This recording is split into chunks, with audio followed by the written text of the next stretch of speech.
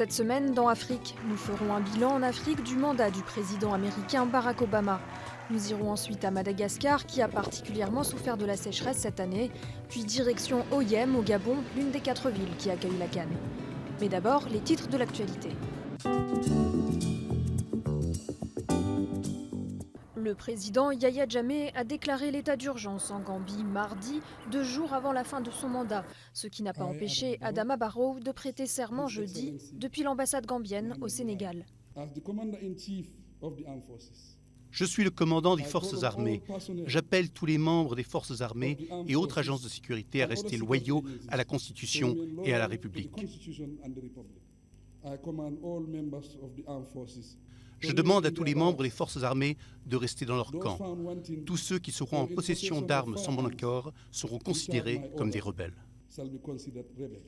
Depuis le début de l'année, des dizaines de milliers de Gambiens ont fui au Sénégal et en Guinée-Bissau, craignant que la situation ne dégénère.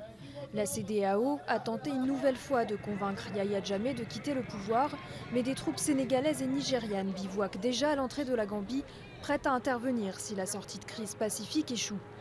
Malgré tout, des Gambiens sont descendus dans les rues dès jeudi pour fêter l'investiture de leur nouveau président. Au moins 90 personnes ont été tuées mardi lorsque l'armée de l'air nigériane a bombardé un camp de réfugiés dans le nord-est du pays. Ce camp abrite principalement des femmes et des enfants qui ont fui les violences de Boko Haram. Une enquête a été ouverte pour déterminer les circonstances de son bombardement, apparemment accidentel. Aucun journaliste n'a été autorisé à se rendre sur les lieux. Après l'accord signé la semaine dernière entre les soldats mutins de Bouaké et le gouvernement ivoirien, des militaires ont tiré en l'air mardi dans plusieurs villes de Côte d'Ivoire en signe de protestation. Ils réclamaient les mêmes avantages que les soldats de Bouaké. Les autorités ont promis mercredi d'améliorer les conditions de vie de toutes les forces de l'ordre pour essayer de contenir le mouvement de colère. Mercredi, un attentat suicide a visé un camp à Gao où étaient regroupés des combattants pro-gouvernement et des hommes de l'ex-rébellion malienne. Bilan, au moins 70 morts. Ces hommes se préparaient à appliquer ensemble l'accord de paix signé par les 2 parties en juin 2015. D'importantes chutes de neige ont piégé 1 millier d'automobilistes dans le nord-ouest de la Tunisie. Les autorités ont ouvert une dizaine de centres d'accueil en urgence lundi. La neige n'est pas exceptionnelle en hiver dans la région, mais la Tunisie est frappée par une vague de froid intense venue d'Europe de l'Est. Le musée des arts islamiques du Caire a rouvert ses portes mercredi. Il avait fermé pour rénovation après un attentat revendiqué par des djihadistes en janvier 2014. Le musée, l'un des plus importants au monde dans le domaine de l'art islamique, abrite plus de 100 000 pièces.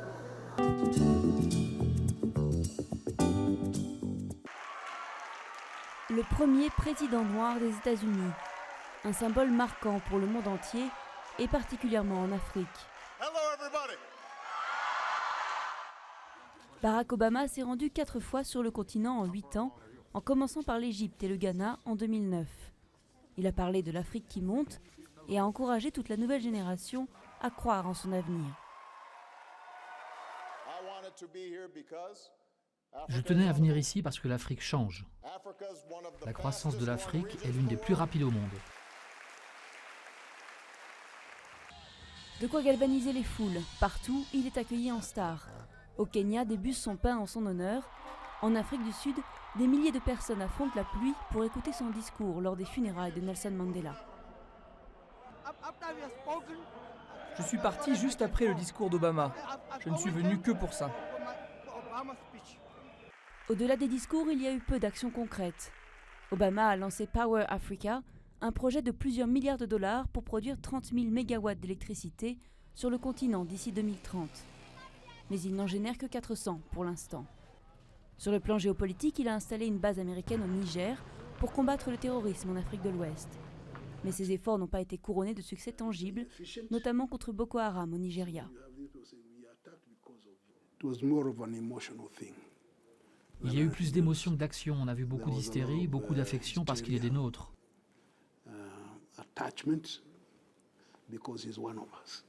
Mais en termes concrets, il n'y a pas eu grand-chose pour booster l'économie. Au final, Obama a privilégié l'Asie-Pacifique pour sa politique étrangère. Il a promis de passer plus de temps en Afrique, mais ce ne sera plus en tant que président américain.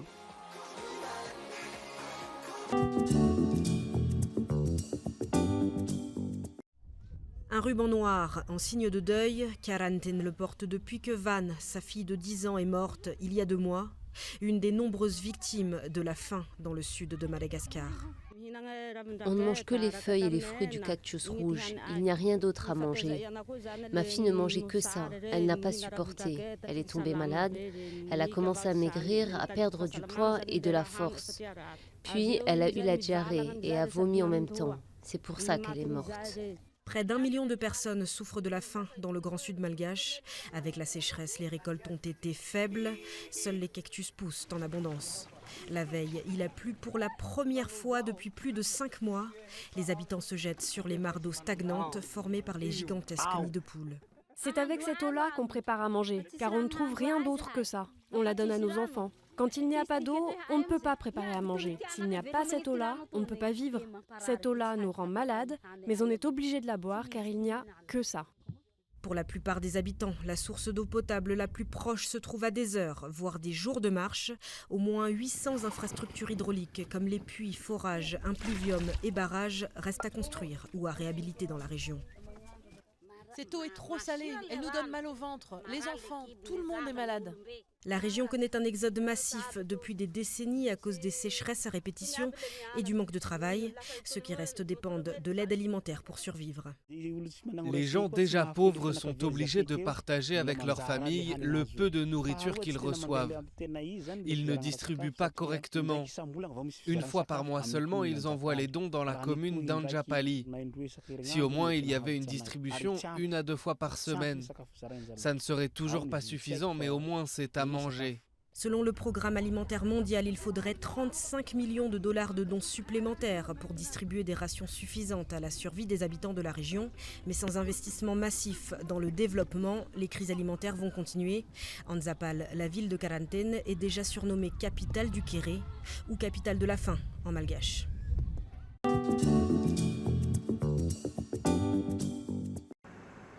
Un stade flambant neuf, posé au beau milieu de la jungle. Construit dans le but d'accueillir plusieurs matchs de la Coupe d'Afrique des Nations, le stade d'Oyem, dans le nord du Gabon, est pourtant loin d'être entièrement fini. Au premier jour de la compétition, pelleteuses et ouvriers accueillent les spectateurs. Et à quelques centaines de mètres de là, les riverains s'estiment floués. Les nouvelles infrastructures étaient censées leur apporter l'eau et l'électricité. Le stade là, c'est une fierté.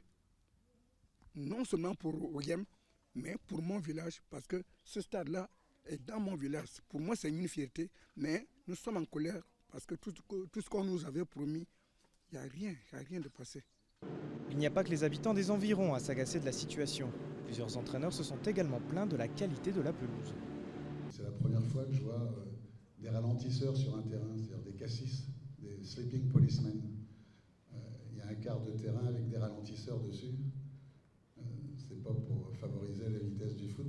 Si le constructeur assure que le stade est fini à 95%, il reconnaît qu'il faudra encore plusieurs mois pour achever l'ouvrage, dont la construction a démarré en 2015. Après la CAN, ces travaux vont continuer et tous les villages qui sont environnants, tout autour du stade, auront de l'eau et ils seront également électrifiés. Reste que l'avenir d'un stade de 20 000 places à Oyem pose question, dans une ville qui ne compte que 60 000 habitants. Lors des 2 premières rencontres de la Coupe d'Afrique des Nations à Oyem, à peine la moitié des tribunes étaient remplies.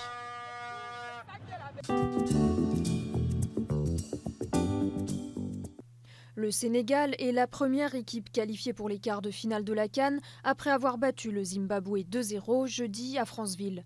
Déception en revanche pour les Fennecs, battus 2-1 par leurs voisins tunisiens. Après 2 nuls lors de ses premiers matchs, le Gabon n'a pas le droit à l'erreur face au Cameroun dimanche. Sinon, le pays hôte pourrait être éliminé dès la phase de poule. La semaine prochaine, nous sillonnerons les rues de Rabat au Maroc sur l'increvable mobilette Peugeot 103. À la semaine prochaine.